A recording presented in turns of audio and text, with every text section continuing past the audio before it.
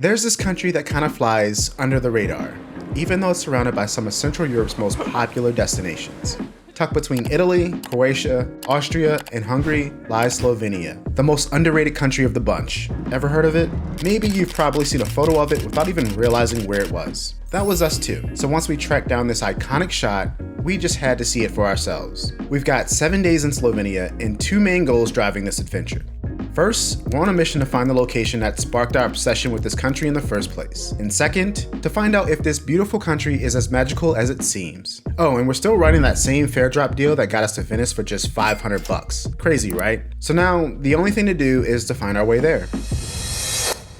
For starters, we said our goodbyes to Venice, caught a water taxi to the mainland, took in the sights a few more times along the lagoon,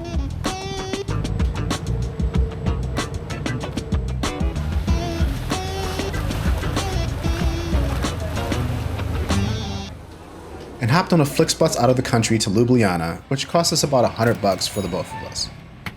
This is nice. We're all about finding the joy in little things. Case in point, Sarah was thrilled to have a USB port in her seat. They've got the USB-C port.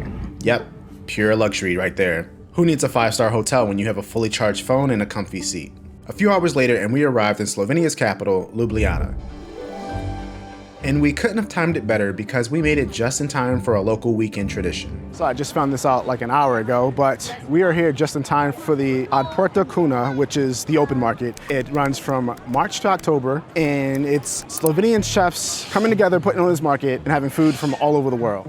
So either we pick the worst time on a Friday night, or this is just where everyone in town goes out to eat when the market is running. Makes sense, but this place was packed. We thought we'd be a little more adventurous with our first meal in Slovenia, but with these lines, nah. We ended up just grabbing the first thing we could, which turned out to be ribs. Wasn't a bad deal either for 13 euros. Okay, so basically you walk through all the chaos, find somewhere to get some food, get a beer, try and find a table if you can. If not, you can stand, or there's stairs where everyone else is sitting. Then you just dig in. I will say I was not expecting it to be this chaotic. First Slovenian beer.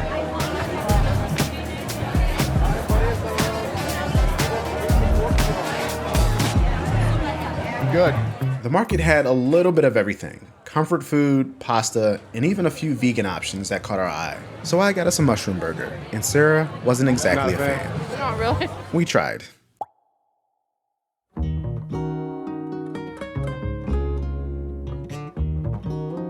First and only full day in Ljubljana, so we are heading to try some Slovenian food, stroko, maybe. It is a rolled dumpling. Love dumplings, so should be good. Usually made savory with meats, but they also do have some sweet ones for like a dessert. We got strokli.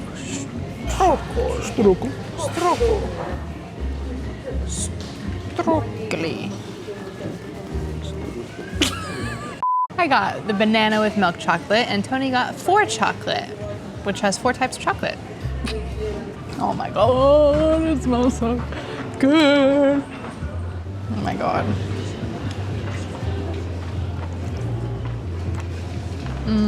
My gosh. Holy cow, that is so good. It's like cake inside, and then the outside is like doughy. And then they sprinkled chocolate sauce and I think like banana sauce on top of it. That's bomb. Wow. You know when you get like a warm brownie? It's that kind of texture, just like, Our sturkli and coffee set us back about 16 euros. But I think it's time for us to pump the brakes on the food a little bit and do some exploring. Ljubljana is known as the City of Dragons. It's the symbol and protector of this town. So we're gonna see if we can find a few of those dragons and check out that big old castle that's been keeping watch over the city. The Dragon Bridge has 4 dragon statues that look just a tiny bit terrifying. It's also one of the main bridges here in Ljubljana that we cross on our way to the castle. Now, we could have walked up the steep hill, but honestly, after that rib feast and mushroom burger from last night, we weren't exactly in the mood for a workout. So we opted for the funicular, which in all honesty is half of the fun. It's this cool glass cabin that glides up the hillside, giving you a panoramic view of the city as you rise above it. Well, if you find yourself here in the city, you can't miss this castle. It is a medieval fortress sitting on top of the hill overlooking the entire city. It cost us 32 euros for the both of us for the funicular up and then entrance to the castle. The castle is like a couple of different museums rolled into one. You got plenty of medieval history and the story of Slovenia itself. But there's also the Museum of Puppetry, which, to be honest, looked a little freaky. There's also interactive stations for kids, or, you know, adults who are kids at heart. God. But being up here helped us learn a little bit more about Slovenia's history. In 1991, Slovenia, alongside with Croatia, declared its independence from Yugoslavia, a move that quickly escalated into what will become known as the 10-Day War. The Yugoslav army invaded Slovenia, and during that brief but intense conflict, around 65 people lost their lives. For Slovenia, the war marked the decisive defense of its independence from Yugoslavia. Now thriving, Slovenia is a forward-looking nation, promoting sustainable tourism and fostering a strong sense of national pride.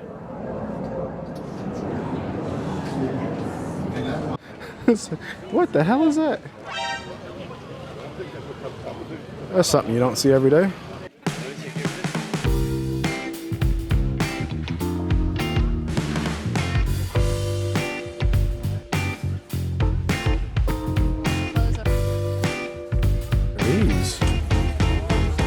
I hesitate to say there's not a lot to do. I feel like it's just more like local life. Like there's just not like a lot of touristy type attractions, which can be a good thing, honestly. Yeah, and I think that's the point, because it's like you just come here to vibe out.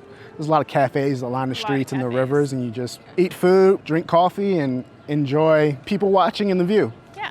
I will say, I think Ljubljana is a really great place to have as kind of like a home base. There's a lot of accessible day trips from this area, like some caves, Lake Bled, Lake Bohinj. The country's not very big, so honestly, you could base yourself out of Ljubljana if you wanted to just kind of explore the other regions. We, however, pick up our car tomorrow, so we are still going to explore those areas on a little road trip. But if you are not renting a car, you can base yourself here and take buses and trains elsewhere. We sat and people watched for a little bit and watched the city come to life with lots of music and live performances.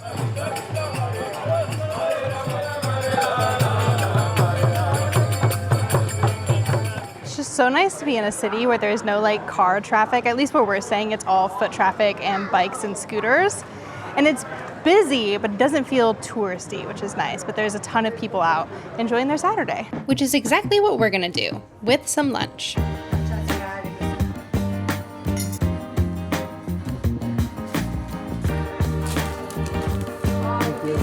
We ordered the prosciutto and cooked ham sandwiches, paired that with a couple of local beers, found a nice spot under the shade, kicked back, and watched the boats glide along the river as the sun started to set.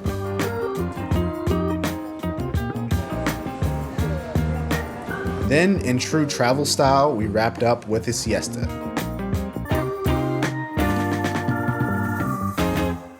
So in the past couple months, we've traveled to New Zealand and Iceland and Central and South America, but this is the first trip that jet lag has like really kicked my ass.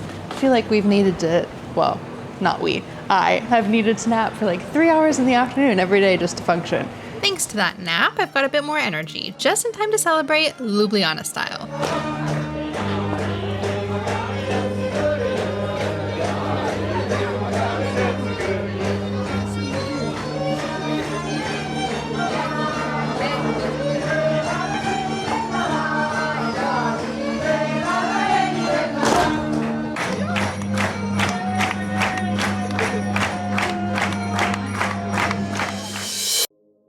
The next day we picked up our rental car to head to Lake Bled, but I had a little detour in mind first. We just picked up our rental car. It is really nice, which I honestly, it makes me a little nervous. I'd rather have like kind of a hunk of junk just in case anything happens, but it feels like a Tesla inside, and there's a lot of really fun features. The girl at the rental place said that this is what all the Slovenian cops drive, which I don't know, fun fact I guess. But the great thing about the country of Slovenia is that it is pretty small. So from Ljubljana, which is kind of in the center of the country, to any border, it's really like 2.5 hours, which is great for us because it means we're not rushing to see things. And I'm literally just like poking at things on Google Maps. I'm like, wow, that looks beautiful.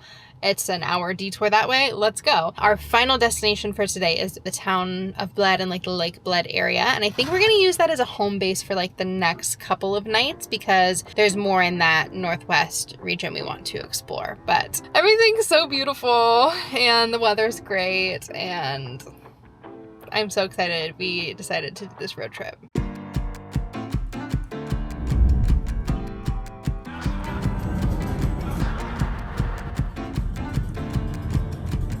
Speaking of places that weren't exactly on our planned route, we decided to make a detour to Logar Valley, and wow, this has to be one of the most beautiful alpine valleys in all of Europe. Surrounded by towering peaks and lush greenery, it is definitely worth a few extra miles. So pretty. First time in my life ever seen the Alps. Me too. The drive to Logar Valley took us off track and we have another hour drive to get to Lake Bled. This stop was well worth the detour though, and the drive to our hotel was pretty easy. So, do you have any questions? How long would it take to walk? Welcome to our abode for the next 3 nights. I originally only booked this for 1 and then I changed it to 3 because we don't know what else we're doing. But luckily we met a very friendly man downstairs who works here. He wasn't some random guy who gave us all the itineraries plus 2 additional maps. So we have a plan now. 5-minute walk, you end up here in this bay. Here you have some exceptional viewpoints. The first one is the easiest one. But this is the room. This is called Villa Alpina, and it is just a 5-minute walk from Lake Bled. It's very cozy. It has a fridge. It has like a lot of amenities. This is it. The next morning, we ventured to hike out to one of those viewpoints recommended to us.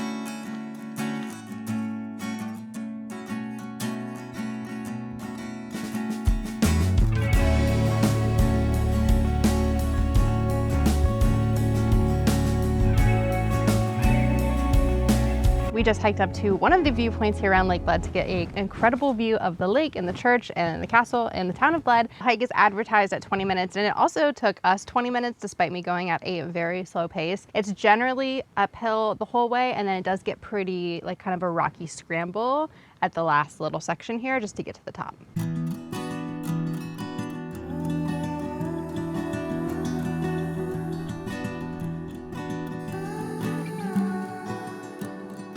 Easily the best view of Bled Castle. I'm not joking when I say this place could have been a page ripped out of a fairy tale.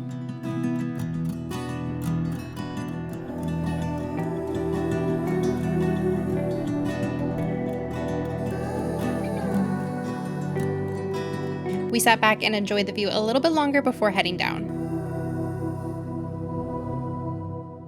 This might be one of the few places that actually looks better after sunrise. True. It's gorgeous. When you get the sun up higher, it reflects and makes the water very blue. Now, we're gonna try to get over there. The iconic centerpiece of Lake Bled is Bled Island. 99 steps lead to a church at its center, and you can get to the island any way you want, really. Rent a boat, kayak, even swim. But the most common way is hiring one of the colorful Platina boats to take you for 18 euros. You do have to wait for them to fill up before they launch, so you aren't quite on your own time. So instead, we rented our own rowboat. And when we got to the rental shop, the guy asked Tony, "Do you know how to row?" And Tony with full confidence was like, "Yeah, of course." Fast forward to 10 minutes and let's just say, well, maybe he's really out of practice.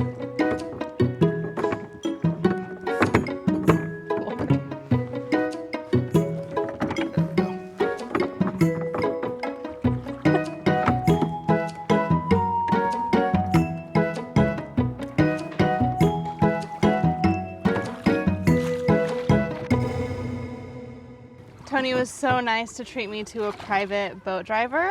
I have this lovely view and this lovely ride all to myself. I can sing too, if you want.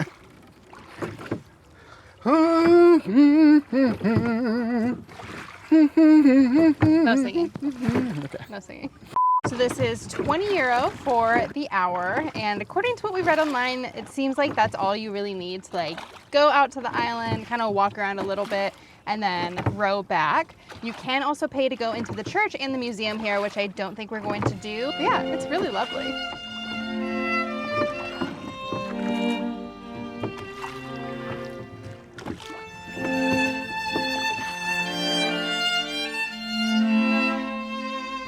Hardest part of all of that was docking the boat and trying to get out. Not as limber and flexible as I once was. Not that I ever really was, but I'm worse now. Lovely British couple helped. Yes. Helped us stabilize and So we didn't. gave me a hand. Top size. Cap size.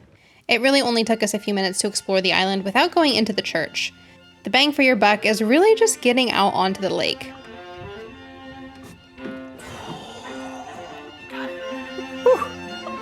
It's the hardest part, I tell you.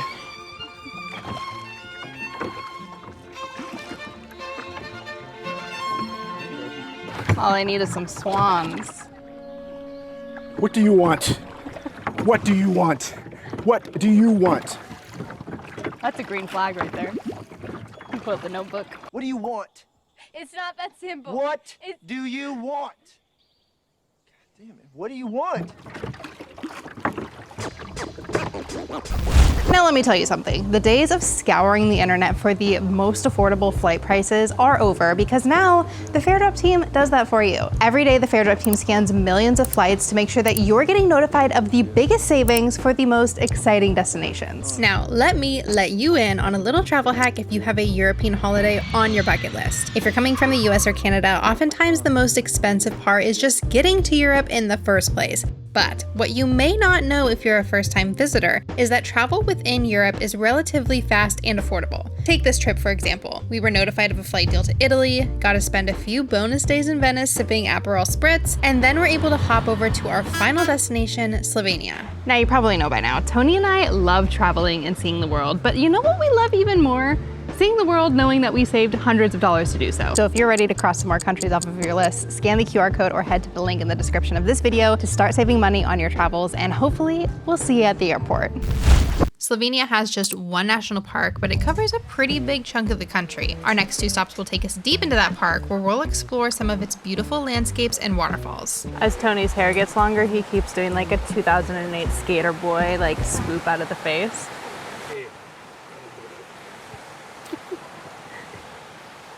So we are at Vingar Gorge, and Vingar means gorge. So we're at Gorge, essentially. I'm honestly not sure why we have these helmets. I didn't look into what the experience here is like, so this is a little bit nerve-wracking. This was only discovered 130 years ago, which is crazy. But the water is super blue, and I think we're gonna see some really great views.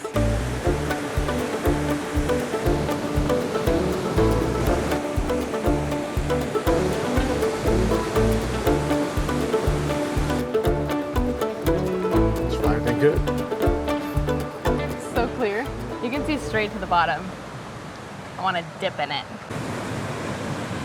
This glacial river has been carving out the gorge for over 10,000 years. Wow.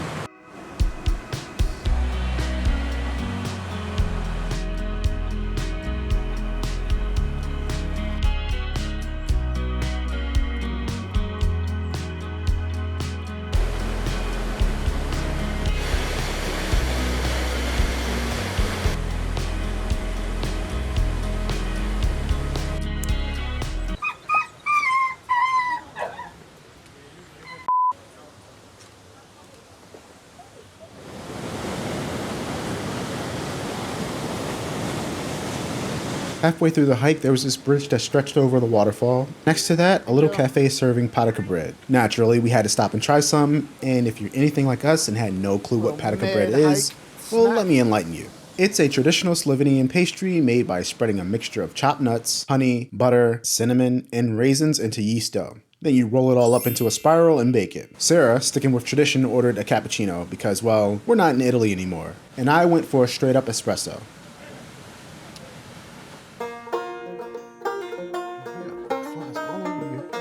Moo. Moo moo. Moo.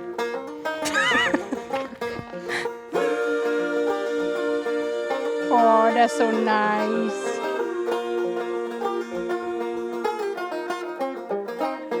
I asked Sarah to sing us some show tunes on our way back. Da soro rumpity tumpity touch.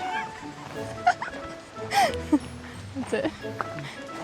So, since I left me drummer at home, I'd simply like to say thank you very much. Our second stop on the other side of Triglav National Park was the stunning Slap Perechnik waterfall. We are here. We can walk up. When we get to the fork, we turn right. That'll bring us behind the waterfall, or we can go down, look at it, and then backtrack. Total trail distance 250 meters. Nose picking is okay. Thank goodness. I was looking at that sign down there and I didn't realize that this is Slovenia's only national park. There's also a sign that says there's brown bear here. There's bears in these parks. Hopefully we don't run into any. Kind of want to see one though, but like at a distance.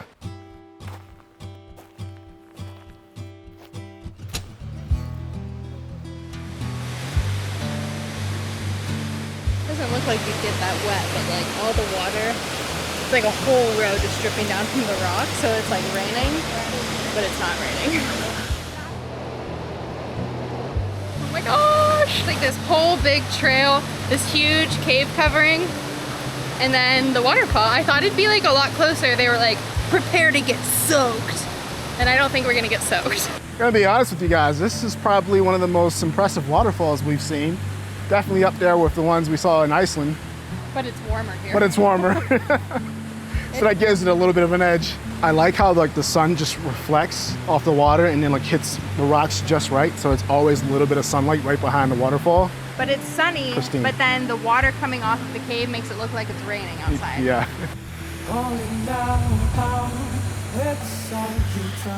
So I thought it would take 20 minutes. It took maybe 10 to get up here. At the most. At the most. But the only thing you gotta worry about is it's wet. So like you go underneath the waterfall, have a rain jacket, because you're gonna get a little bit wet. And it's a little slippery. And it's a little slippery, but well worth it. Oh my gosh. Also want to point out, we did do the more difficult trail, but it wasn't difficult at all. They're both marked very difficult. I don't think they're very difficult, but this is the secured one. So they have this like barrier. We went on the unsecured one. So if you want something to hang on to, take the one to the left. I read. I read. We made our way back to Lake Bled because there was one thing we had to try, the famous Bled cream cake. And lucky for us, we had a tip from our friendly receptionist on where the locals go to get the best slice in town. We go where the locals have it. Yeah. Here in the center, next to the main bus stop, you have a pastry shop called Zima. Great. Okay. I'll write down cake because this is important. So,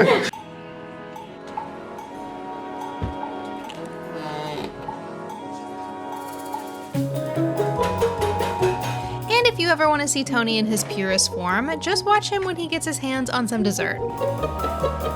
Do you want to know how to tell the tourist blood cake from like the actual original blood cake? Yeah. It's all in the wobble. Wobble, baby, wobble, baby, wobble, baby, wobble. If it wobbles a lot, it's the real deal. This is wobbling. It's wobbling. Oh yeah. Wow.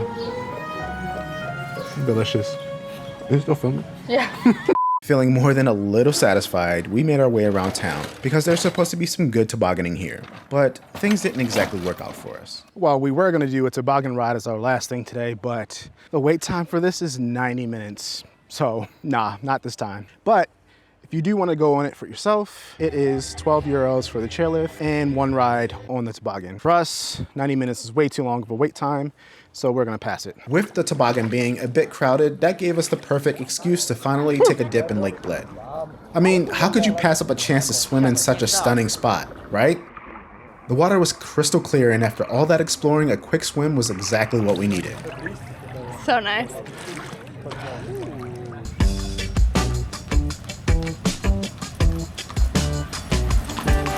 It's time to wrap up our stay in the Northwest and head a little bit further south for two of Slovenia's most popular attractions, at Postojna Cave Park. I like to consider myself somewhat of a cave enthusiast, so when I learned you could not only tour incredible limestone caves, but it also includes a train ride through the caves, I said, sign me up. Just like Disney. Let's go. I want to go fast. I wanna go fast. Our tour kicked off with a 15-minute train ride deep into the cave system.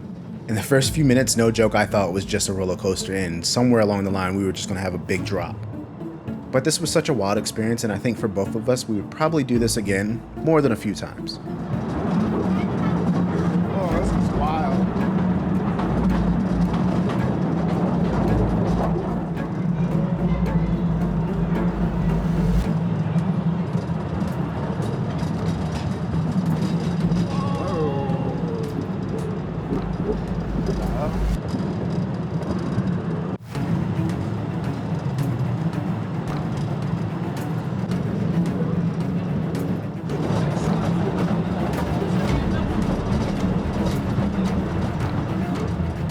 After the train ride is over, a tour guide walks you through what we would learn is the largest known cave network in all of Europe. Our audio tour gave us a little bit of everything: the history of the cave, science facts, and it pointed out notable structures along the way.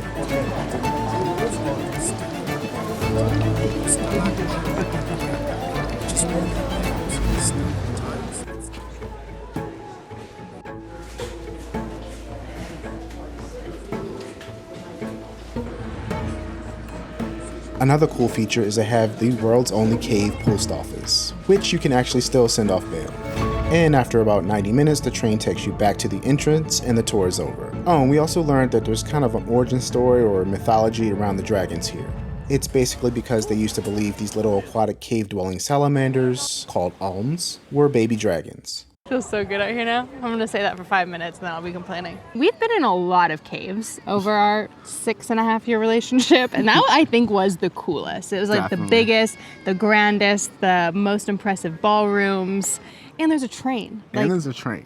Felt like I was going through the underfloors of Gringotts. This was cool. Yeah, it was really cool. Definitely worth the money. I was kind of, because it wasn't like, it's not super expensive, it's not like super budget, but I think it was worth the money. It was awesome. Just bring a jacket because the train does get cold, and then make sure your shoes have traction because mine do not, and I was slipping and sliding everywhere. There are a lot of warnings that tell you to wear a coat. Yeah, we And you didn't can buy listen. one for like €6. We didn't listen, clearly. We don't really have winter clothes.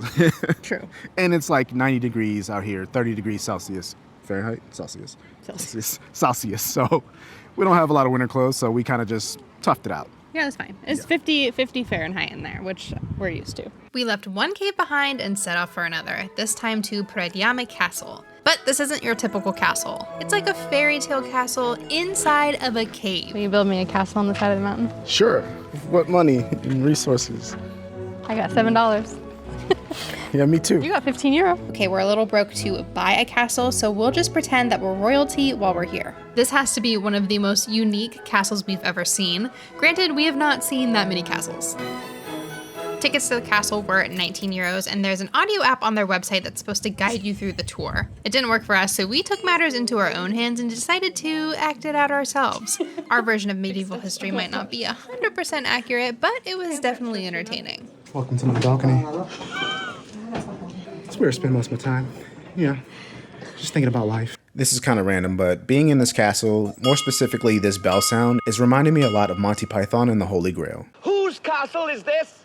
This is the castle of my master, Guido Luamba. Bring out Jadine! Wow, this is cool.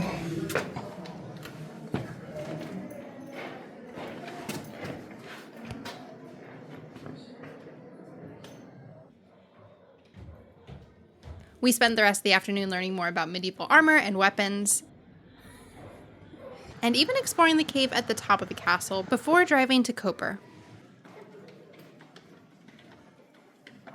The coastal towns of Slovenia are some of the most gorgeous towns we've been to. Being nestled between Italy and Croatia's coast, it truly makes it feel like this area gets overlooked. We spent a night in Koper eating truffle pasta, and on our last morning, we ventured around Piran.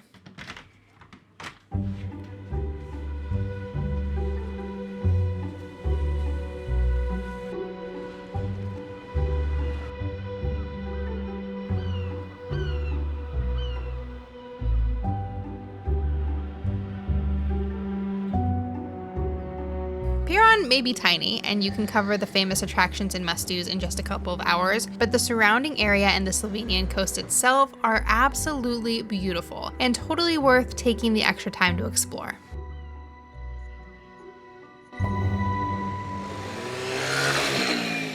We stopped into a local cafe for coffee and a surprisingly ridiculously cute breakfast. My yogurt bowl and Tony's pancakes looked like they belonged in a magazine. Almost too pretty to eat. But don't worry, we managed. We paid €21 for our breakfast and then continued around town for a bit longer. Scoping out my new home.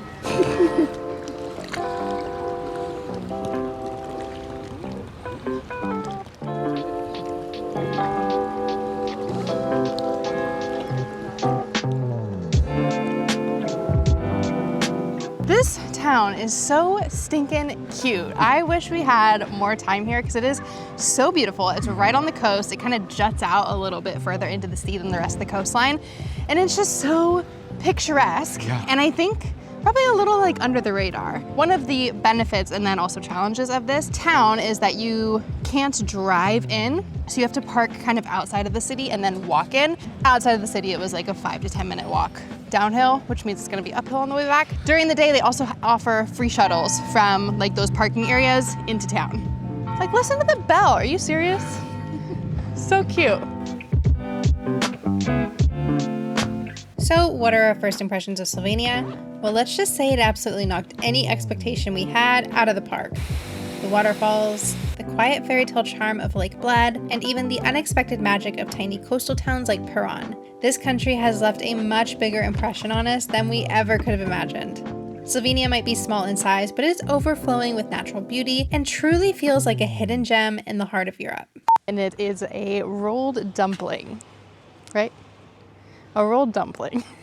Usually made savory with, I just smacked the spider web. Oh God, don't drop the camera. Give me the camera. Give me the camera. Give me the camera. It's recording. I know you.